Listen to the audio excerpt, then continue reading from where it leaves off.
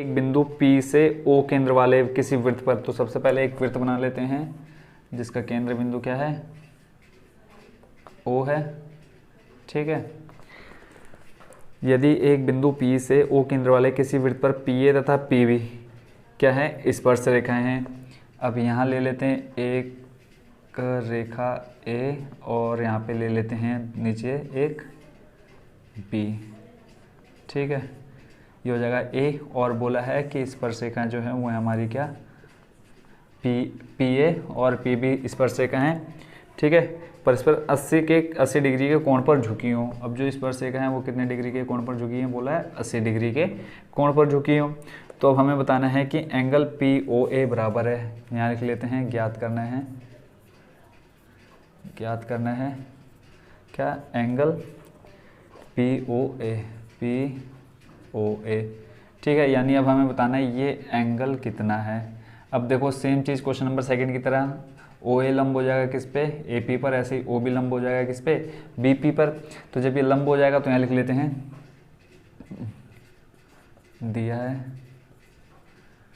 कि OA लंब है AP पर और OB लंब है किस पर, BP पर, प्रमेय 10.1 के अनुसार। ठीक है, तब एंगल A बराबर एंगल B बराबर कितना हो जाएगा बच्चों, 90 डिग्री। और एंगल P दे रखा है, कितना, 80 डिग्री। तो हमें पता है कि चतुर्भुज के चारों कोण बनने, देखो 1 2 3 4। ठीक है, अब ये 90 डिग्री, ये भी 90 डिग्री। ठीक है, तो लिखेंगे चतुर्भुज के चारों कोणों का योग बराबर कितना, 360।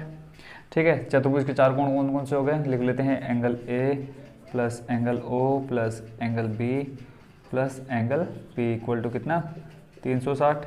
एंगल A दे रखा है कितना, देखो 90, प्लस एंगल O निकालना है, एंगल B कितना, ये भी 90, प्लस एंगल P कितना दे रखा है, 80 बराबर में 360। इनको जोड़ लेते, देखो 9 9 18, 180 प्लस 8 हो जाएगा, 8 जोड़ और उसमें जोड़ लेंगे 18 में 8, 18 और 8 बच्चों कितना हो जाएगा, 26, यानी 260 प्लस एंगल O बराबर में आ जाएगा 360।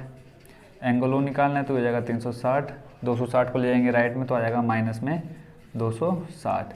तो 360 माइनस 260 करेंगे कितना आ जाएगा, 100। तो एंगल O निकल के आ गया हमारा कितना, 100 डिग्री।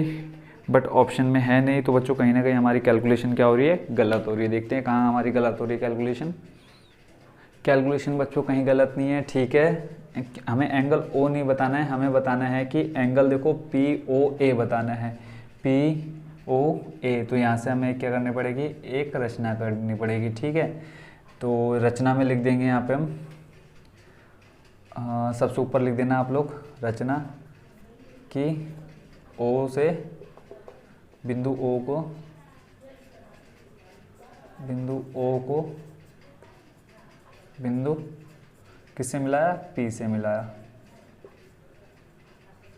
ठीक है, OP को मिला दिया। अब देखो जो ये पूरा एंगल है, यानी एंगल हमारा कौन सा, एंगल O जो पूरा है 100 डिग्री है। तो जब इस एंगल O को हमने कितने हिस्सों में बांट दिया, देखो एक ही है और एक ही है, 2 हिस्सों में बांट दिया।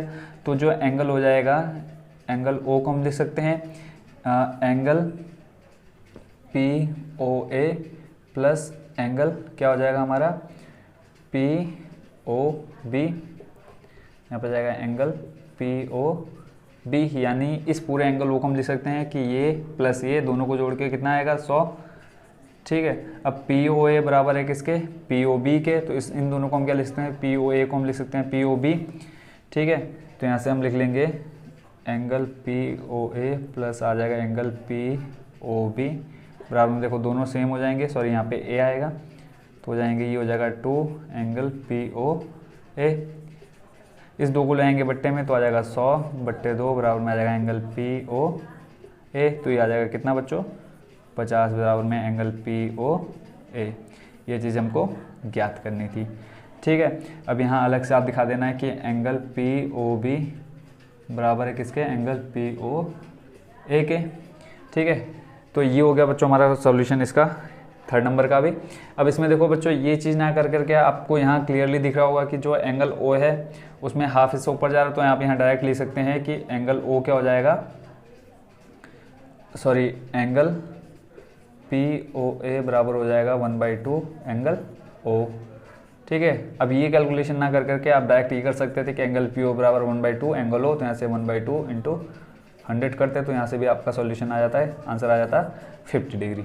ठीक है, बट इस तरह से करेंगे तो थोड़ा जो एग्जामिनर होगा तो वो भी चेक करेगा, तो उसको भी लगेगा कि हाँ बच्चे को कुछ आता है। तो आपको जो मेथड अच्छा लगे उससे आप इसका आंसर निकाल सकते हैं। तो इस तरह से बच्चों क्वेश्चन नंबर 3 भी हो गया है कंप्लीट।